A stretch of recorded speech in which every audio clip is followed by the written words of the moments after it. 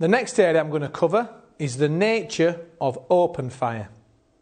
So, in an open fire, the hot gases rise into the atmosphere with little effect on the temperature. Due to convection, basically it goes up to the atmosphere and you've lost all the heat. And therefore it has little effect on the temperature of the materials actually involved in a fire, because 70% of heat goes up due to convection and generally 30% travels out due to radiation. As a result, you're going to get a lower fire growth rate than in an enclosed space, obviously because all the heat in an open fire is gone. Whereas a fire in an enclosed space is totally different because the heat can't escape. All the heat from that material burning is in that room and it's not going anywhere. It's going to be travelling up and across due to convection and radiation. Now, the speed of fire growth then can obviously be quite devastating with two phenomena. You've got a flashover and a backdraft. So in enclosed spaces you get flashovers and backdrafts. Let's go through them both in turn. What is a flashover? Well, the definition of a flashover is the transition from a localised fire to full room involvement, and it occurs when a fire is free burning in a room with unlimited oxygen. The oxygen supply can come from an open door, window, ventilation system, whatever, but if it's got free oxygen, it generally will lead to a flashover. Now, the fire spreads upwards. When it reaches, due to convection, when it reaches a ceiling, it travels across.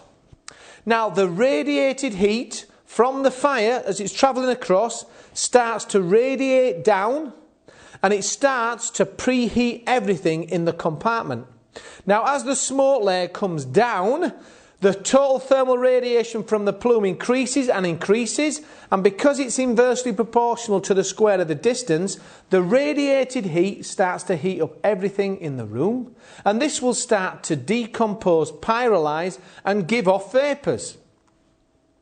Now, when this gives off the vapours, there comes a point where either those vapours reach their ignition temperature, or the flame reaches the gases and then a flashover occurs. Now let's just see here a flashover. Now, do you have a real Christmas tree at Christmas time?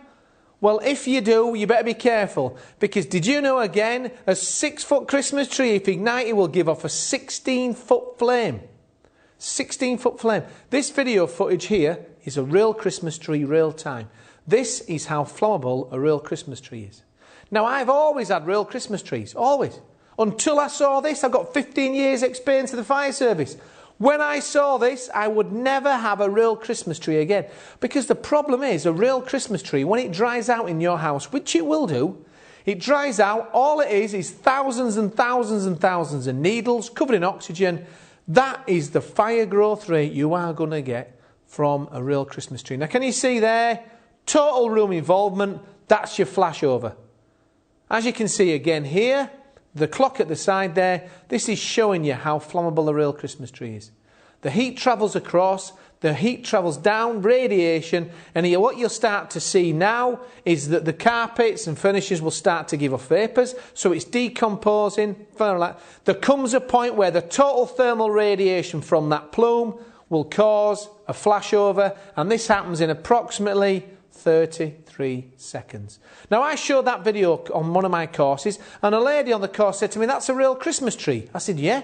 She says, "My friend has a real Christmas tree and she still puts candles on it." She says, "Should I tell her?" Should you tell her? I'd tell her. I'll send her the video footage. Now, not only that, have you ever seen in these protected stairways in hotels? The manager's walking around, there's a cardboard box underneath the stairway. The manager walks around, get that box out, it's flammable. Bring in the tree. They bring in a 15-foot real Christmas tree into a protected stairway. If that catches fire, you've seen the video footage, is it a good idea to bring a real Christmas tree into a protected stairway? No. So let's summarise a flashover then. For example, a piece of furniture is ignited in a domestic room. The fire involving that furniture can produce a layer of hot smoke usually travelling across, which spreads along the ceiling. The hot, buoyant smoke layer grows in depth as it's bounded by the walls of the room. The radiated heat from this heats the surfaces of all the combustibles in the room, causing them to give off flammable gases via pyrolysis. When the surface temperature becomes high enough, they ignite. The resulting flame spread across all the combustible materials is very rapid and basically can engulf the entire room within a few seconds, and that is basically the transition from a localised fire to real full involvement. That is a flashover. Now, the opposite to a flashover is a backdraft. Have you seen the movie? Yeah, good special effects? A backdraft is a situation which can occur when a fire is starved of oxygen. So it runs out of oxygen, it breaks down the triangle of combustion, basically consequently the combustion ceases. However, there's still the gases being given off and there still might be the heat, it's just a lack of oxygen. If oxygen is reintroduced to the fire, for example, a window breaks or you open a door, it results in a near explosive effect as the gases expand, so the oxygen seeps its way in, it meets the heat and fuel. Then it burns. As it burns, it expands. As it expands, it creates a pressure wave which pushes the smoke and hot gases out of the opening. As that heat, followed by the combustible gases, goes through the opening and it reaches fresh oxygen, you have a backdraft. Now, the characteristic signs of a backdraft include you will normally get yellow or brown smoke, smoke which exits through very small holes, and you'll see small puffs coming out of the room, and it's often found around the edges of doors and windows. Any doors and windows which appear brown or black when viewed from the exterior are signs of the backdraft, and these darker colours are caused by the product of incomplete combustion. In other words, soot's being given off because there's not enough oxygen, lack of soot. Firefighters will often look to see if there's soot on the inside of windows and in cracks around the room, and it indicates there's a backdraft. The window might have cracked because of the heat, for another example. And the windows may also have a slight vibration due to the pressure differentials. As it's blowing out and sucking in oxygen, it's pulsing. As it's pulsing, this is another indication there's a backdraft. The surrounding environment may give you indications of backdraft because it will be extremely hot.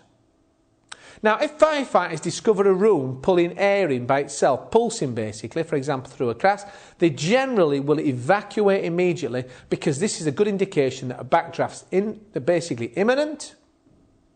Now, these are very, very dangerous situations, backdrafts, and they can even surprise firefighters. A lot of firefighters used to be killed in backdrafts because we always used to say in the fire brigade, you don't put water on smoke, only on flames. What they didn't realise was, at the time, was smoke is a flammable gas. Smoke is a product of incomplete combustion and is capable of combustion. Now, what do the firemen do then if they've got to enter a room where they suspect a backdraft? What are they going to do? Basically, they generally ventilate from the highest point, allowing the heat to escape at higher levels. Or another method they used to use, where they'd have one firefighter with a jet, with basically a hose on spray, and one guy at the door. One guy would crouch down with a spray and he'd say, "Are you ready?" They would open the door. And the firefighter on the ground would spray water onto the hot smoke. And then they'd shut the door. They'd leave it 30 seconds, they'd open the door again and do it again. And they kept doing this. What are they trying to do? Well, they're trying to basically decrease the temperature of the smoke, because this can only happen if the triangular combustion there. In other words, the gases have got to be above their ignition temperature. If you can cool it down to cold smoke, then you haven't got the triangular combustion. You will not get a backdraft. You'll just get smoke coming out. Now I'm going to show you a video of a backdraft. This is a video of a backdraft. Now, all they're doing in here is burning wood. So as you can see, there's the fire. They're just burning wood inside a compartment. And what it is, it's starting to run out of oxygen. There's not enough oxygen in this particular building. Well, all they're going to do in a minute is open a door or a window to show you what a real backdraft comes from. So if they open the door, they'll let the fresh oxygen in. They've opened it now. This is a real backdraft. Now look at the force of this. Bang. That is a real backdraft. What's burning there? Smoke. As you can see, all the smoke's gone. Smoke is a flammable gas, but it needs oxygen. Here, you open a window, you let the oxygen in, bang, you get a backdraft. A phenomenon, when a fire's run out of oxygen, you re-get oxygen and it causes a backdraft.